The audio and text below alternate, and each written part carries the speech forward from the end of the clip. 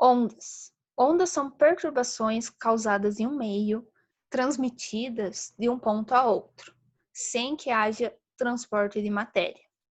O elemento que provoca uma onda é denominado fonte. Por exemplo, uma pedra lançada nas águas de um rio gerará ondas circulares. São exemplos de ondas. Ondas do mar, ondas de rádio, som, luz, raio-x, micro-ondas, dentre outras.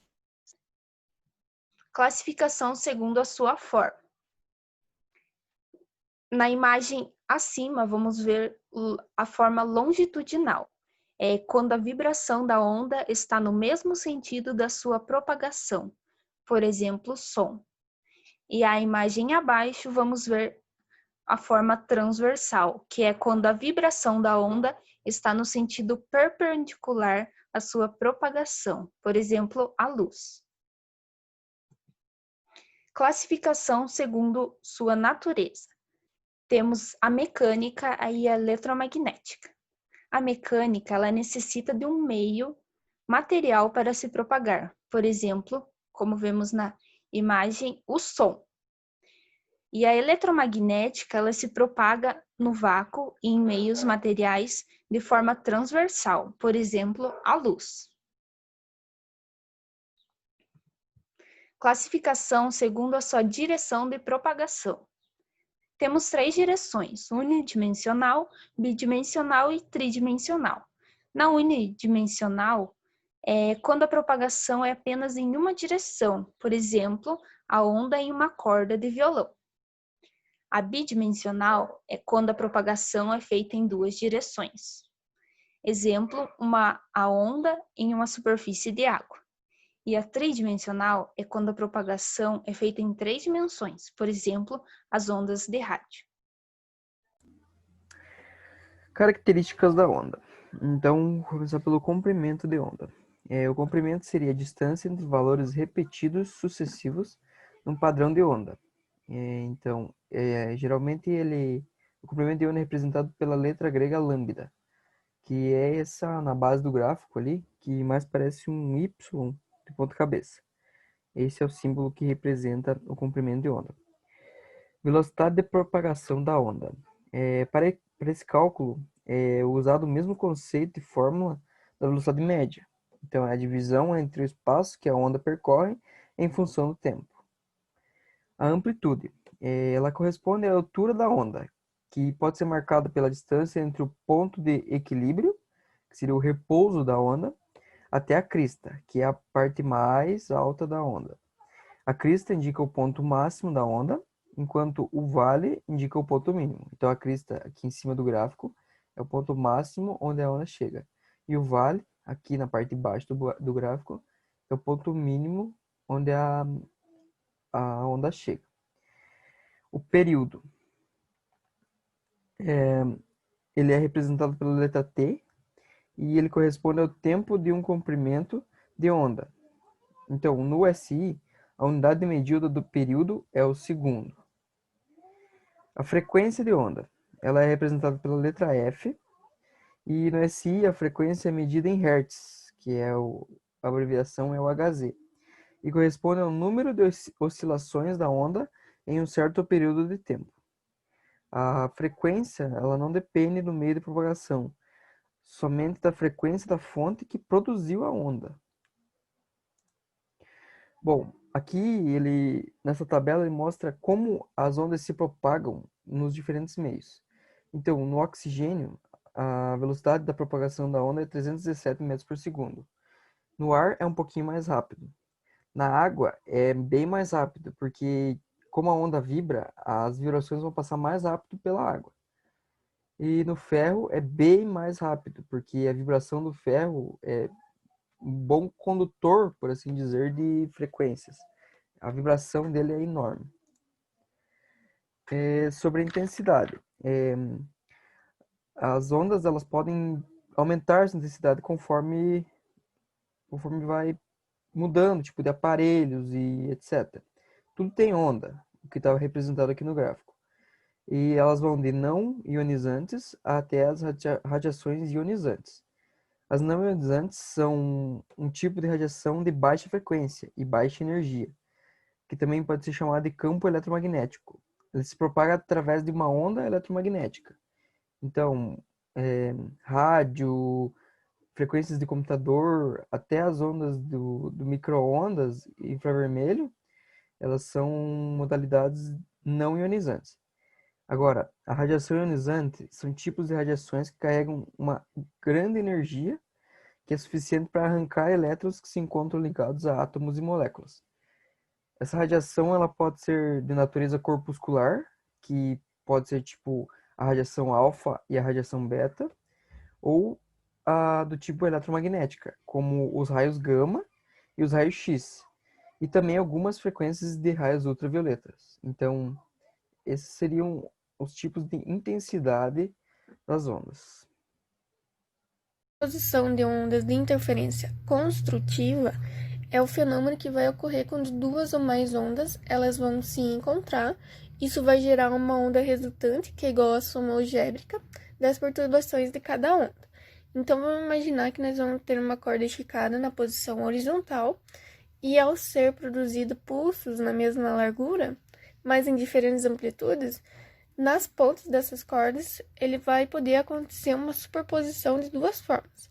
A primeira situação, que é a que nós vamos ter aqui na primeira imagem de cima, são os pulsos que são dados em fases. Então, no momento em que os pulsos eles vão se encontrar, as suas elongações em cada ponto da corda se somam algebricamente, sendo a sua amplitude a soma das duas amplitudes.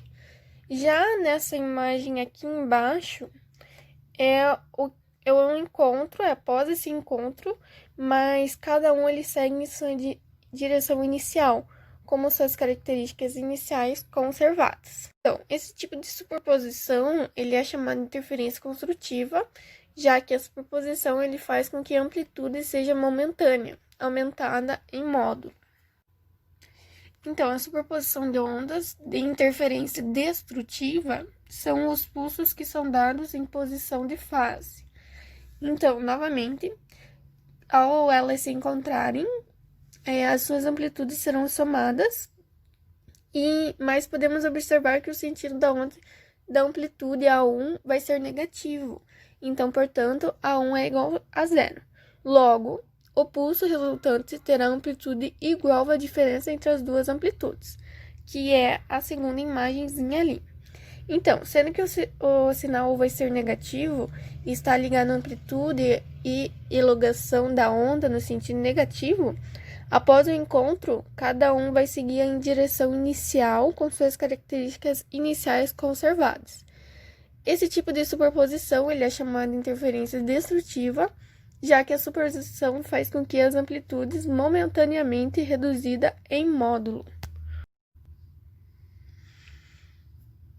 Já as ondas estacionárias, elas são as ondas que é obtida pela interferência de duas ondas iguais que se propagam no mesmo meio em sentidos contrários.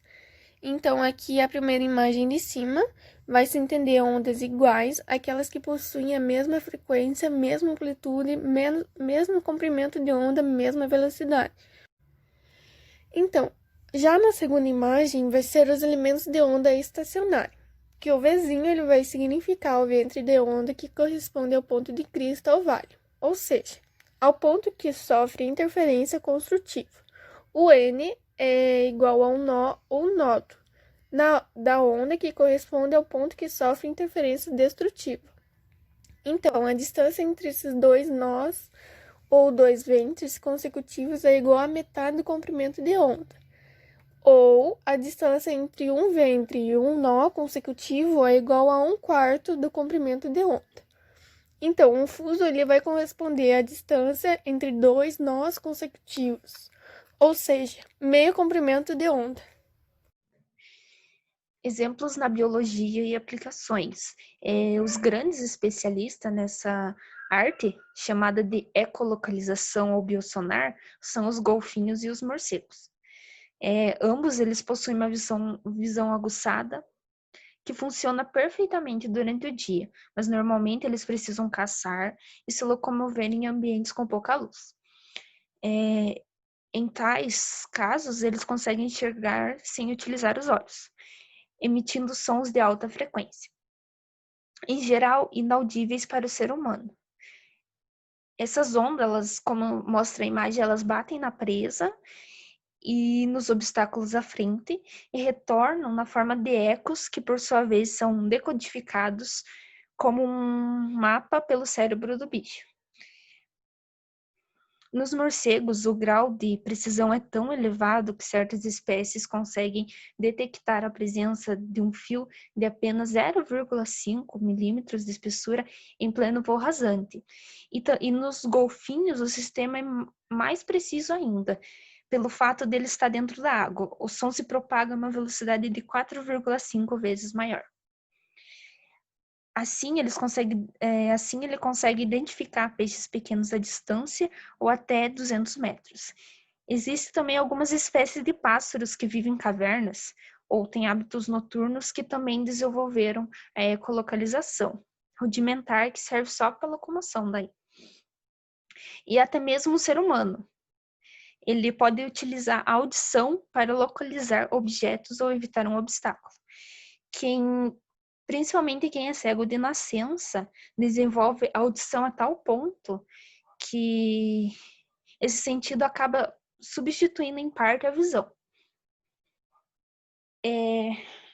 Nos morcegos, a distância é medida pelo tempo que o som leva para ser refletido. Quanto mais rápido o eco voltar, mais próxima está a presa. E a velocidade do inseto é calculada pelo chamado efeito Doppler. Quanto maior a velocidade, maior a variação na frequência do som.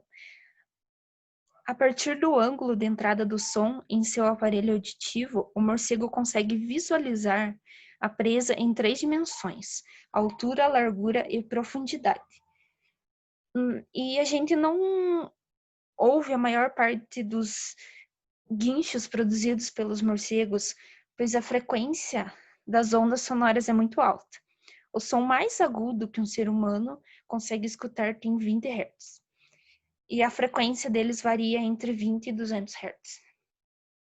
Os golfinhos também emitem sons que não conseguimos escutar. Cada clique emitido por eles dura no máximo 128 microsegundos. Um microsegundo ele equivale a 1 milionésimo de segundo. A frequência fica entre 40 e 150 Hz. E também tem algumas aves que também têm essa ecolocalização rudimentar, que são os andorinhos, que eles emitem sons e interpretam o eco produzido, que é bom para quem, principalmente esses pássaros que vivem atrás da cachoeira, que é mais para eles se locomover e viver atrás da cachoeira, que é mais escuro. Também tem 60 espécies de baleias que fazem esse tipo de ecolocalização, e alguns mamíferos também, que são adeptos a isso. E tem uma espécie de morcego também que ela faz isso, mas mais para trapacear. Já desenvolveram coisas a mais do que só para se alimentar e viver, né?